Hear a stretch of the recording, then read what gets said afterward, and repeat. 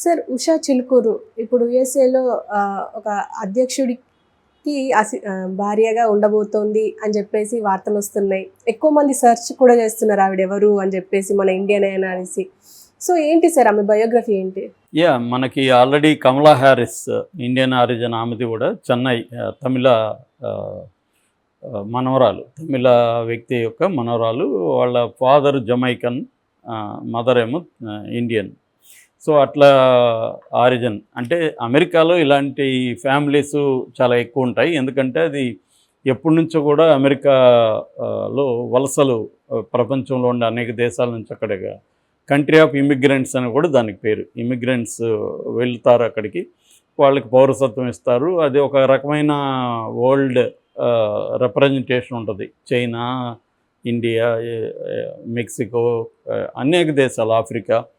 అందువల్ల మనకి అనేక మూలాలు ఉన్నవాళ్ళు కనబడతారు. ఈ మధ్య ఇండియన్ వాళ్ళు కూడా, ఇండియన్ మూలాలు ఉన్నవాళ్ళు కూడా అక్కడ, అంటే ఎప్పుడో 80s 90sలో, ముఖ్యంగా 90s ఈ ఇండియాలో మనకి ఎప్పుడైతే సంస్కరణలు వచ్చాయో, ఆర్థిక సంస్కరణలు, దాంతో మనకి సర్వీస్ ఇండస్ట్రీ అనేది గ్రో అయింది. సర్వీస్ ఇండస్ట్రీ నుంచి ఎక్కువగా అమెరికాకు వెళ్ళడం అనేది స్టార్ట్ అయింది. ఆ తర్వాత అక్కడే పుట్టిన జనరేషను అక్కడ అమెరికన్ సిటిజన్ అయిపోతారు. వాళ్ళు ఇప్పుడు వివిధ రంగాల్లో మనకి కనపడడం మొదలైంది. సో ఇది ఒక జనరేషన్, 2 జనరేషన్ తర్వాత మన వాళ్ళు కూడా అక్కడ అనేక రంగాల్లో ముందుకు వస్తున్నారు. మనకు ఆల్రెడీ కార్పొరేట్ సెక్టర్లో సుందర పిచ్చయ్య కావచ్చు, సత్యానాదెల్ల కావచ్చు, ఇంకా చాలామంది కార్పొరేట్ సెక్టర్లో పెద్ద పెద్ద సంస్థలకు కూడా సీఈఓలుగా కూడా మన వాళ్ళు వెళ్తారు. అందులో తెలుగు వాళ్ళు కూడా ఉన్నారు. సో అలాగా ఇప్పుడు ఈమె ఉషా చిలుకూరు, ఈమె పేరు సడన్గా ఒక్కసారి, ఇప్పటివరకు ఎవరికి తెలియదు. ఈమె ఉషా చిలుకూరు అంటే ఎవరికి తెలియదు. సడన్గా ఇవాళ మొత్తం ఇండియా వైజు పాపులర్ అయిపోయింది. ముఖ్యంగా తెలుగు రాష్ట్రాల్లో ఎవరి చిలుకూరు, మన అమ్మాయినా, మన కులమా, ఎతకడం మొదలుపెట్టారు. జనరల్గా ఏంటంటే ఆంధ్రప్రదేశ్ ముఖ్యంగా కులం అనేది కాస్ట్, ఉషా చిలుకూరు కాస్ట్ అని, ఉషా చిలుకూరు అనగానే మనకి సజెషన్లోనే గూగుల్లో కాస్ట్ వచ్చేస్తుంది. సో అది ఎదుగుతారు.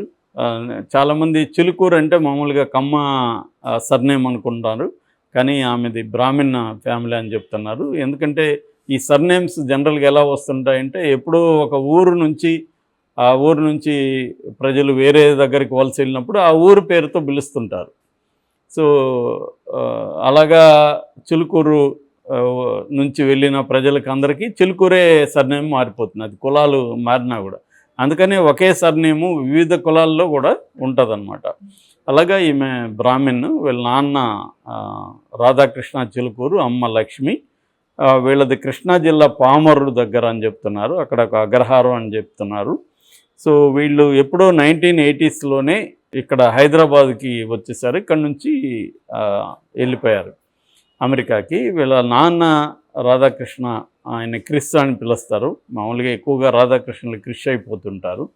సో ఈ క్రిష్ అని ఆయన ఐఐటి చెన్నైలో చేశాడని చెప్పారు. దాని తర్వాత వీళ్ళ అమ్మ లక్ష్మి కూడా, ఆమె కూడా marine molecular biology and chemist అనమాట. సో ఈయన అక్కడ కాలిఫోర్నియాలో సెటిల్ అయ్యారు. వీళ్ళ ఫ్యామిలీ కాలిఫోర్నియాలో శాన్ డియోగో కౌంటీలో సెటిల్ అయ్యారు. అక్కడే ఈమె పుట్టింది. 1986 జనవరి 6న ఈ ఉషా చిలుకూరు పుట్టింది. అక్కడ లోకల్గానే ఆమె చదువుకున్నది. ఆమె వాళ్ళ ఫ్యామిలీ హిందూ సంప్రదాయాల్ని పాటించే ఒక రిలీజియస్ ఫ్యామిలీగానే చెప్పుకోవచ్చు. ఆమె అక్కడ చిన్నప్పుడే ఆమెని లీడర్ అని పిలిచేవాళ్ళంట. చైల్డ్హుడ్ ఫ్రెండ్స్, బుక్ వామ్ అని కూడా పిలిచేవాళ్ళు. పుస్తకాలు పురుగు అంటారు కదా, పుస్తకాలు ఎక్కువ చదవడం అది. ఆ తర్వాత ఆమె క్లేర్ కాలేజ్ కేంబ్రిడ్జిలో చదువుకున్నది. అక్కడ MBA philosophy in modern history, early modern హిస్టరీలో ఫిలాసఫీ, ఎట్లా ఆధునిక చరిత్రలో తత్వశాస్త్రం అనే ఒక టాపిక్ మీద ఆమె ఎంఫిల్ చేసింది, ఎంఏ ఎంఫిల్. తర్వాత యేల్ లా స్కూల్లో ఆమె లా చదివింది.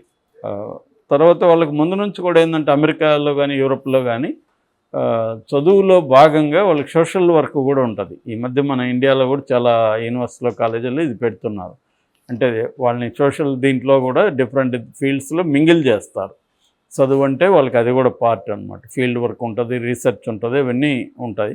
అలాగా ఏమి కూడా చేసింది. ఈ లా స్కూల్ చదివేటప్పుడే అతను కూడా చదివాడు. ఎవరు? జేడి వ్యాన్స్, ఈమె హస్బెండ్. జేడి వ్యాన్స్ అంటే జేమ్స్ డేవిడ్ వ్యాన్స్ అతనికి ఇప్పుడు 39 ఏళ్ళు, ఈమెకు 38 ఏళ్ళు.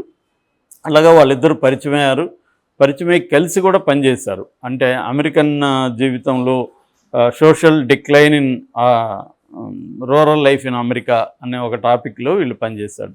అంటే సామాజిక జీవితం ఎలా దిగజారిపోతుంది, నశించిపోతుంది అమెరికన్ దీంట్లో అన్న ఒక యాంగిల్లో వీళ్ళు ఇద్దరు కలిసి సోషలాజికల్ స్టడీ కూడా ఒకటి చేశారు. అయితే వీళ్ళ ప్రొఫెసర్ కూడా వీళ్ళిద్దరిని ప్రోత్సహించాడని చెప్తున్నారు. అయితే ఆ ప్రొఫెసర్ ఏమన్నా అంటే వీళ్ళిద్దరిది కాంట్రడిక్టరీ పర్సనాలిటీసు, ఏ విషయంలో కూడా సిమిలర్గా ఉండవు, కానీ వీళ్ళిద్దరు మధ్య ఒక కామన్ థ్రెడ్ కూడా ఉంది అనేది ఆయన కామెంట్ చేశాడని చెప్తారు. అలాగా వీళ్ళిద్దరు కలిసి పనిచేసి పెళ్లి చేసుకుందాం అనుకున్నారు. దాని తర్వాత పెళ్లి చేసుకున్నారు. వీళ్ళది ఇంటర్ ఫెయిత్ మ్యారేజ్ అంటారు.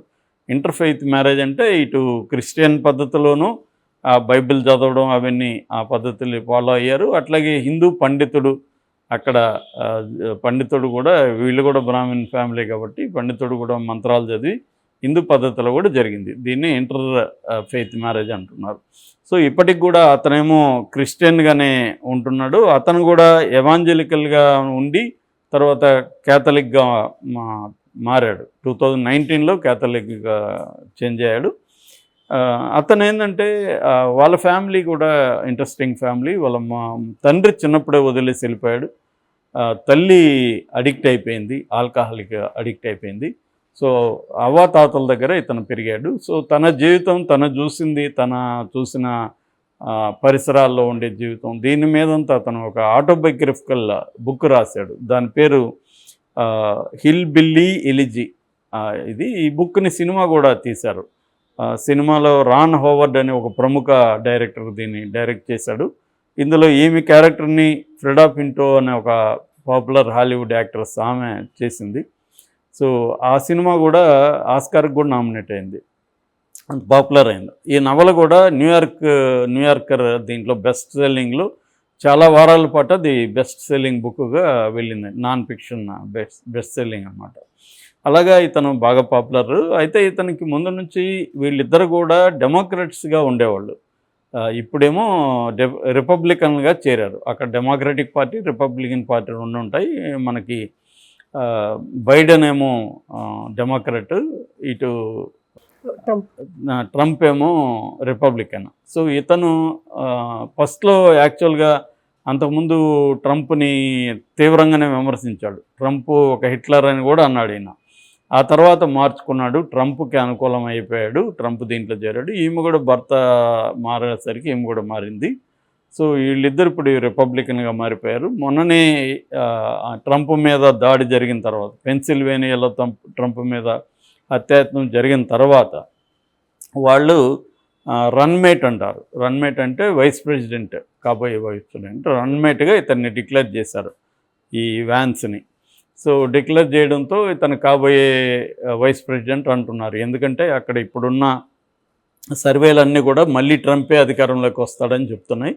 మొన్న చనిపోయిన ఆయన మీద అటాక్ జరిగిన తర్వాత కూడా 8% ఆయనకి పెరిగిందని చెప్తున్నారు పాపులారిటీ.